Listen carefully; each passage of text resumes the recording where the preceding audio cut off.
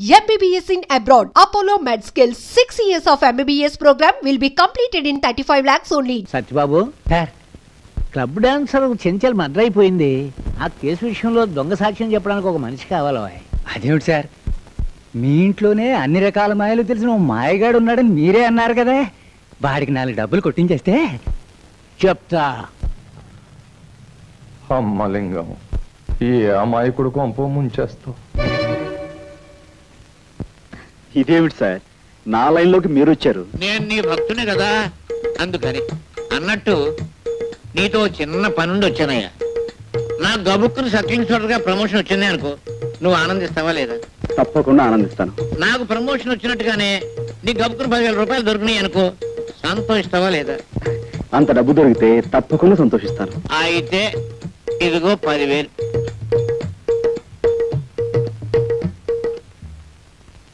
Sorry sir. అదే వద్దన్నాను. పెద్ద పని ఏం కాదు, చిన్న పని.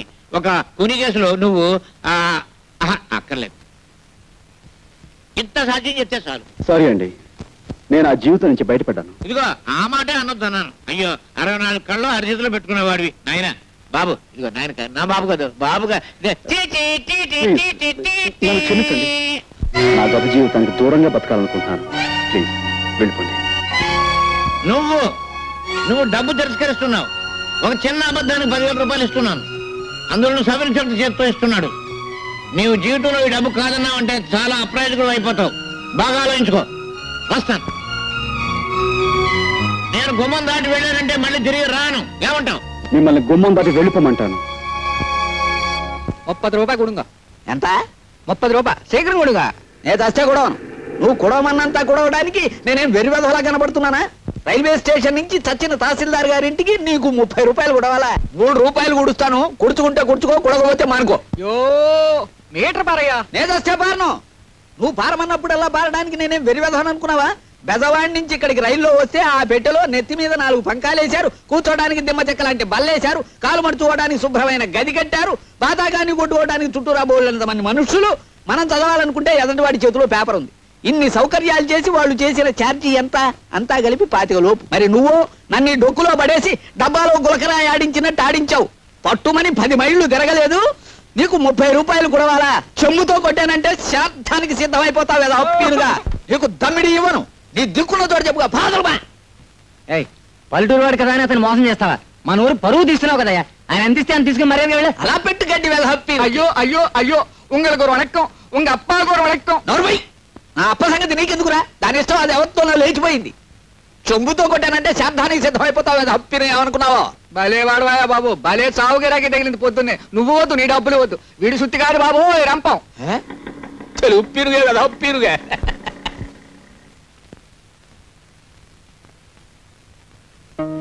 ఎవరు?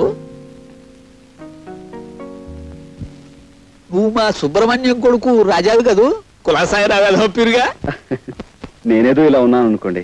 సరే, మా చెల్లి ఎలా ఉంది? ఎవరు? సావిత్రి గురించేనా అడుగుతున్నావు? దాన్ని అధర్మరాజు కొంపలో బారేసి నువ్వు పట్నం దక్కా వచ్చావు. అలా చేయమన్నది నేనే అనుకో వెధప్పినుని.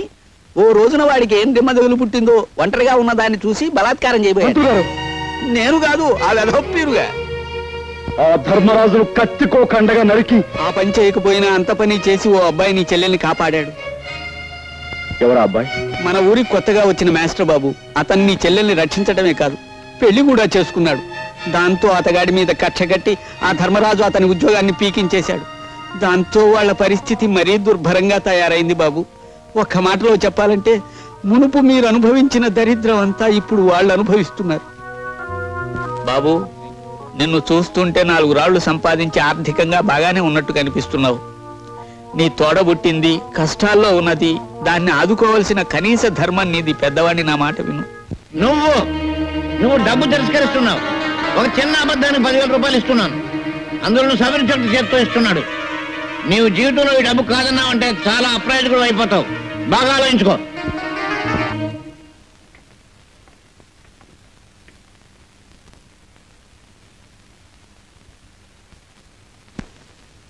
రాజా, రాజా,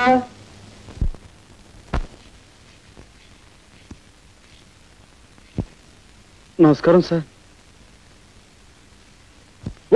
ద్రోహి నువ్వు ఇంకా బతికే ఉన్నావురా.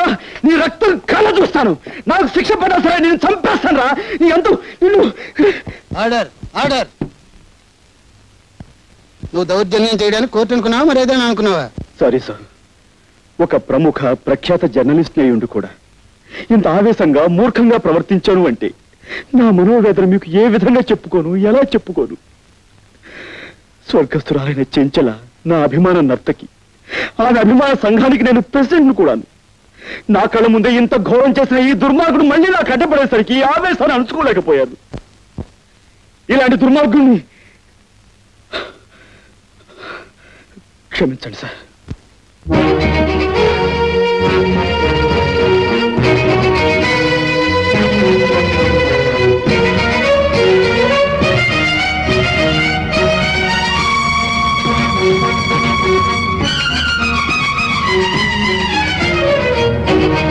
ఒక అమాయకుని నేరస్తుని చేసి కొలుపుతున్నావా?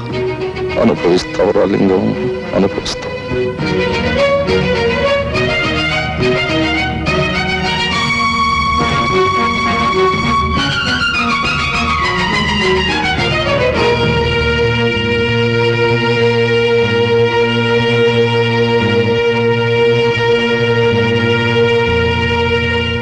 ప్రాసిక్యూషన్ వారు చేసిన నిరూపణలను బట్టి మావిళ్లపల్లి రామారావు అనబడే ఈ ముద్దాయి స్థానిక క్లబ్ డాన్సర్ కుమారి చెంచల్ను హత్య చేశాడని కోర్టు వారు విశ్వసించడం వల్ల ముద్దాయికి ఐపీసీ 302 సెక్షన్ ప్రకారం 7 సంవత్సరాల కఠిన కారాగార శిక్ష విధించడమైనది.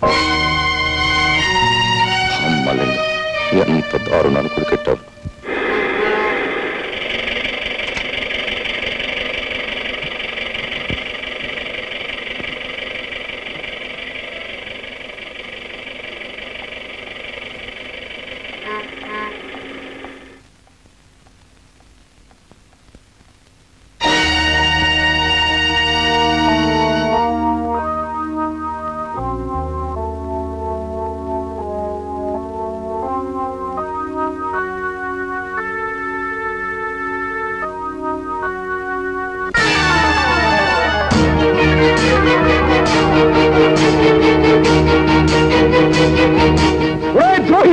నువ్వు ఇక్కడ నేను చంపేస్తాను. నీ రక్తం కలుగుస్తాను. నాకు ఉరి శిక్ష పడా సరే నేను చంపేస్తాను రా. అన్యాయం. హత్యనే చేయలేదు, హత్యనే చేయలేదు. రాజా,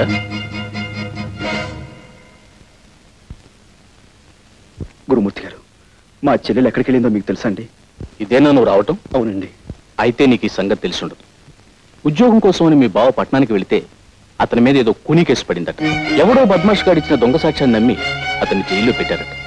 ఆ సంగతి తెలిసింది నీ చెల్లెలు గుండెలు పగిలేలా ఏడుస్తూ పట్టణానికి వెళ్ళింది. ఒంటరిగా వెళ్ళిన ఆడపిల్ల ఏమవుతుందో ఏమో.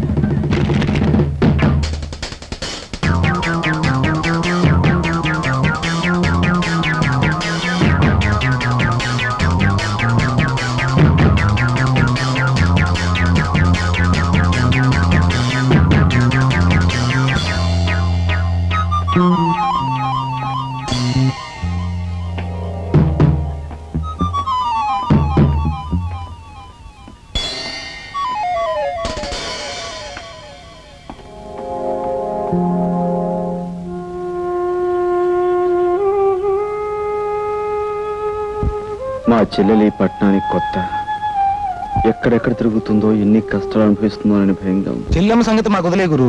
ఈ ఊరంతటిని జల్లెడి చేసి ఎలాగైనా గాలించారు. చెల్లెమ్మని పట్టుకోవడం మేము చూస్తాం. మన వల్ల జైలు శిక్ష పడ్డ బావగారిని ఎలా రక్షించాలా అన్నది నువ్వు ఆలోచించు.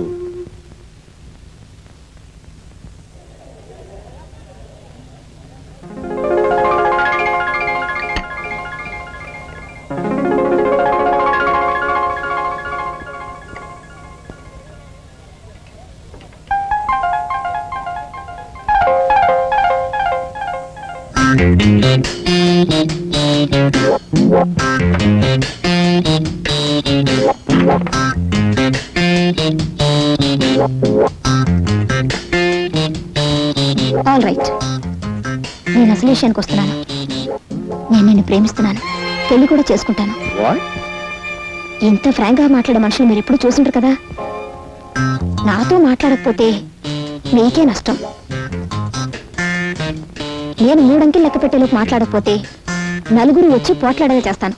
ఓకే, 1 2 3. రాజా, నా మాట విని ఇంటికి వచ్చేసాయి రాజా. పిల్లలంతా నాన్న నాన్న అని ఏడుస్తున్నారు. ఇంకెప్పుడు వంట ఆలస్యం చేయనని ప్రామిస్ చేస్తున్నాను రాజా.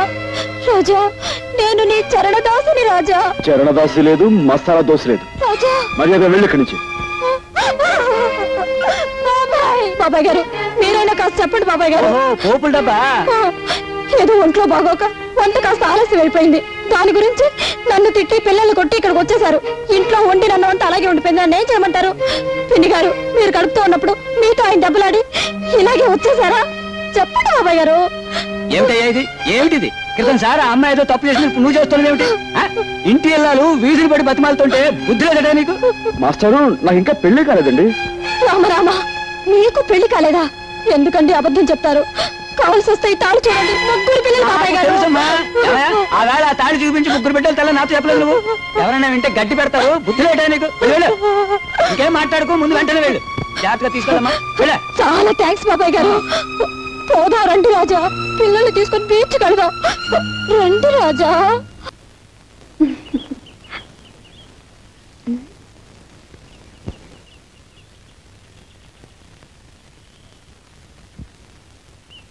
చూడండి, మీ గురించి ఇప్పటి వరకు ఎన్నెన్నో కళ్ళు కన్నాను. కానీ మిమ్మల్ని చూస్తే వేరే లోకంలో ఉన్నట్టు కనిపిస్తున్నారు.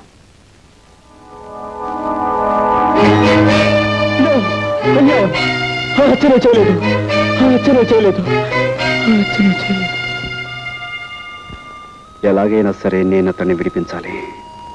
ఓహో, చూడండి, ఈ పోలీస్ కాలనీలో మీ హరికథలు విన్నవారంతా మీ భక్తురాళ్ళు. మీకు ఎవరు సహాయం కావాలన్నా మేమందరం. వాళ్ళెవరి సహాయం నాకు అక్కర్లేదు. నాకు నీ సహాయం కావాలి.